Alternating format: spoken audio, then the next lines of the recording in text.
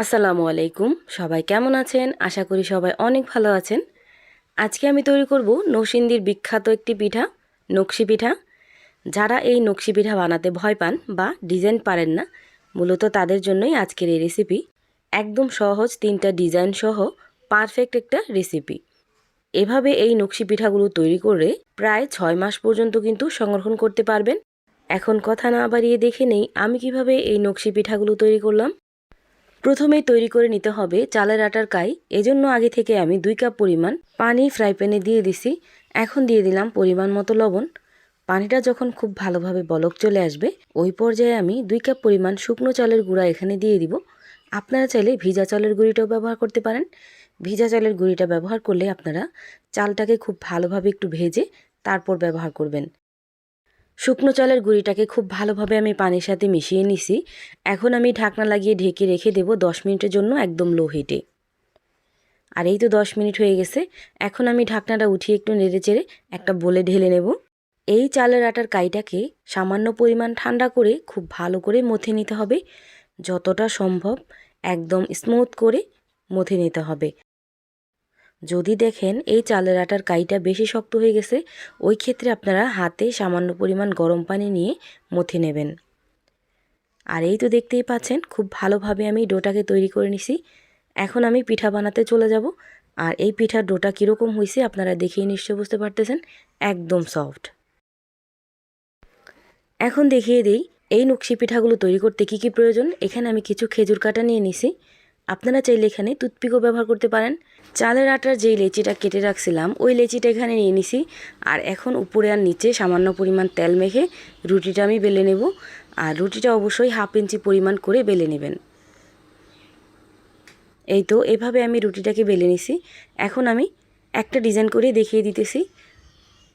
আর এই ডিজাইনগুলো আমি কিভাবে করতেছি একবার দেখলে আপনারা পারবেন। একদম সহজ।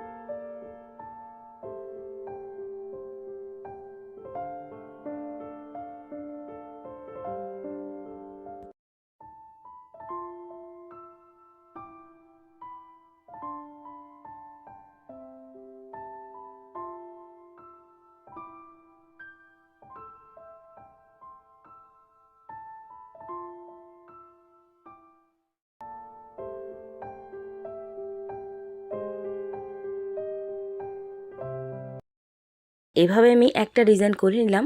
কতটা সুন্দর হয়েছে ফুলের ডিজাইনটা আপনারা দেখেই নিশ্চয়ই বুঝতে পারতেছেন। এখন আমি আরেকটা ডিজাইন করে নেব। এটা আরও বেশি সহজ।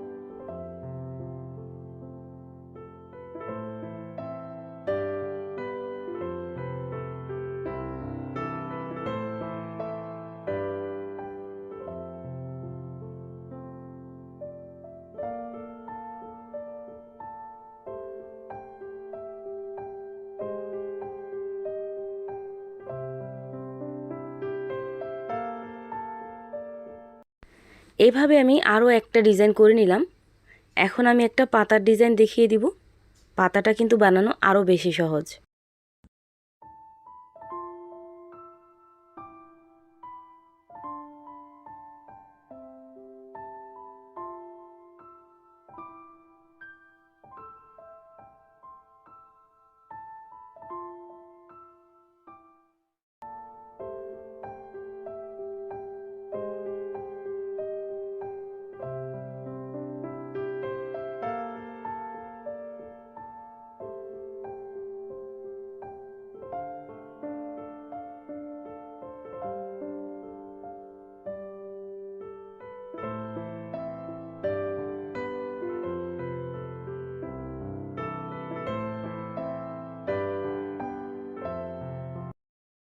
এভাবে আমি সবগুলো বানিয়ে নিছি।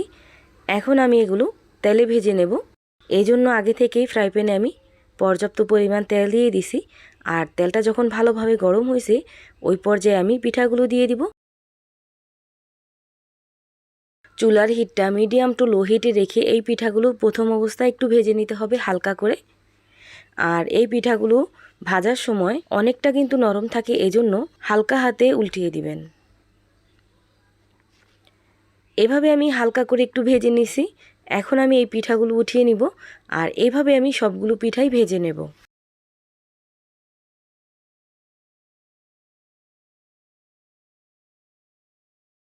প্রথম অবস্থায় আমি এরকম হালকা করে একটু ভেজে নিলাম।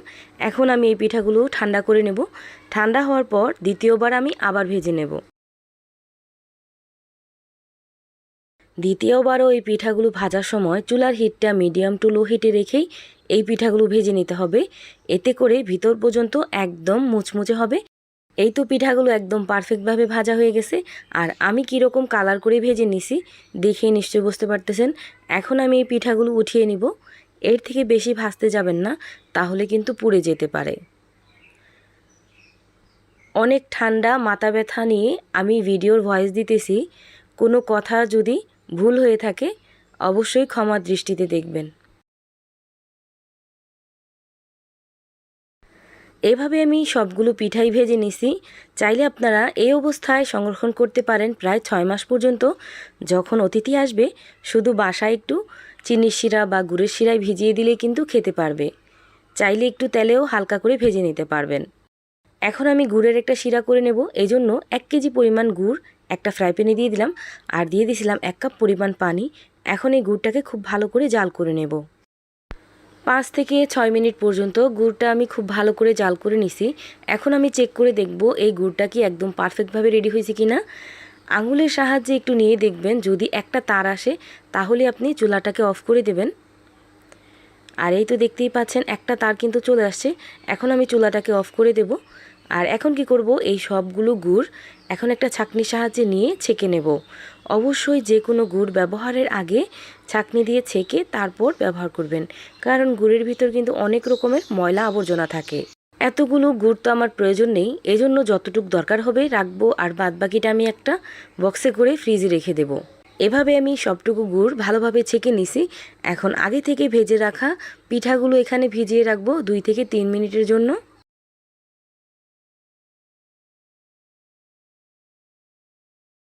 2 থেকে 3 মিনিট পিঠাগুলো আমি ভিজিয়ে রাখছিলাম। এখন আমি সবগুলো পিঠা ছাঁকনির সাহায্যে ছেঁকে উঠিয়ে নিব।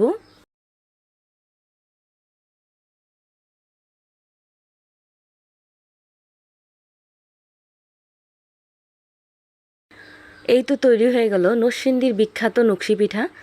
বাসায় আপনারা খুব সহজে এই পিঠাগুলো তৈরি করতে পারবেন। আমার এই ভিডিওর কোনো অংশ যদি আপনাদের কাছে ভালো লাগে তাহলে লাইক, কমেন্ট অ্যান্ড শেয়ার করতে ভুলবেন না। এভাবে এই পিঠাগুলো তৈরি করলে মুড়ির মতো মুচমুচে হবে। অনেকেই বলে এই পিঠাগুলো বানালে শক্ত হয়ে যায়। এই প্রসেসে পিঠাগুলো বানালে আপনার পিঠাটাও একদম পারফেক্ট হবে। সবাই ভালো থাকবেন, সুস্থ থাকবেন। আল্লাহ হাফেজ।